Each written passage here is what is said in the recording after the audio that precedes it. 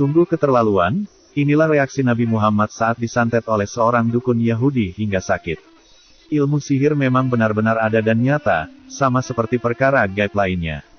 Di dalam Al-Quran Surah Al-Baqarah ayat 102 dijelaskan, yang artinya, maka mereka mempelajari dari kedua malaikat itu apa yang dengan sihir itu mereka dapat menceraikan antara seorang suami dan istrinya.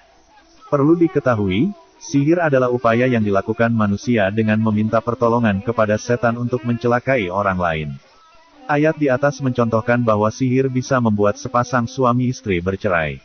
Sebenarnya, praktik sihir sudah berlangsung sejak ribuan tahun yang lalu. Kebencian dan sakit hati biasanya menjadi alasan mengapa seseorang mengirim sihir.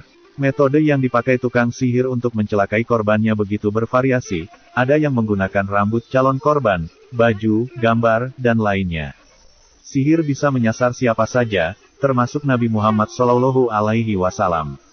Seperti diriwayatkan Asy-Syaikhain dalam Bukhari dan Muslim, bahwa Nabi Muhammad pernah disihir oleh Labid al-Asam. Dikisahkan, suatu ketika Nabi Muhammad pernah membayangkan telah melakukan sesuatu yaitu, berhalusinasi mendatangi istrinya satu persatu. Namun ternyata beliau tidak melakukannya. Kepada Sayyidah Aisyah, Nabi Muhammad mengatakan bahwa Allah telah memberikan jawaban atas pertanyaan yang pernah beliau ajukan. Jawaban tersebut disampaikan oleh dua malaikat. Aku kedatangan dua laki-laki, salah seorang duduk di sisi kepalaku, seorang lainnya duduk di sisi kakiku, kata Nabi Muhammad kepada Aisyah. Salah seorang malaikat yang berwujud laki-laki tersebut menjelaskan bahwa Nabi Muhammad tengah terkena sihir. Labid bin al-Asam adalah pelakunya. Kata malaikat tersebut, Labid menyihir dengan menggunakan sisir dan rambut Nabi Muhammad serta kulit mayang kurma jantan. Sihir Labid ditempatkan di bawah batu di dalam sumur Sarwan. Maka keesokan harinya, Nabi Muhammad memerintahkan Ammar bin Yasir dan beberapa sahabatnya untuk mendatangi sumur Sarwan. Mereka mendapati bahwa air dalam sumur Sarwan berwarna merah kecoklatan seperti air perasaan daun pacar, sementara kepala mayangnya seperti kepala setan. Satu riwayat menyebutkan bahwa gulungan sihir tersebut dibiarkan di dalam sumur. Nabi Muhammad tidak meminta untuk mengangkatnya karena Allah telah menyembuhkannya. Beliau juga tidak suka menyebar keburukan kepada orang banyak. Nabi kemudian meminta agar sumur Sarwan ditutup. Sementara riwayat lain menyebutkan bahwa gulungan sihir tersebut diangkat dari dalam sumur. Setelah dibakar, buhul tersebut memperlihatkan tali dengan 11 simpul yang susah untuk dibuka. Pada saat itu, turun wahyu surat Al-Falaq dan An-Nas atau surah Muawwizatain kepada Nabi Muhammad.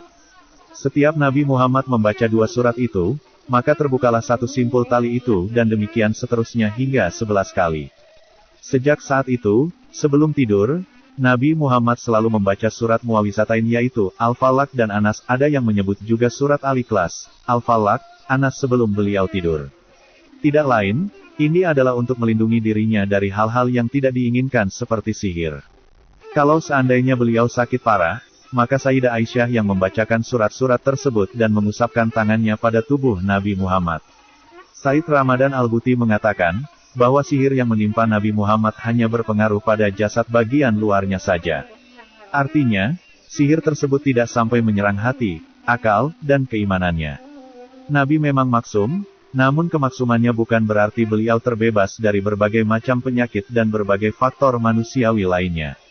Oleh sebab itu, Nabi Muhammad menderita ketika terkena sihir tersebut, layaknya manusia lain kalau terkena, ketika seseorang mengalami sakit keras. Maka wajar kalau dia diliputi hayalan atau bayangan akibat dari sakit yang dideritanya itu. Begitupun dengan Nabi. Beliau membayangkan telah melakukan sesuatu tapi nyatanya tidak. Al-Buti menegaskan, bahwa Nabi Muhammad terkena sihir tersebut bukan aib atau kekurangan pada dirinya. Sekali lagi, Nabi Muhammad maksum, terjaga dari kesalahan dan kekurangan dalam menyampaikan syariat Allah. Namun, kemaksumannya itu tidak berlaku dalam hal-hal keduniawian seperti sakit, lapar, haus, dan lainnya, dan mereka itu para ahli sihir, tidak memberi mudarat dengan sihirnya kepada seorang pun, kecuali dengan izin Allah.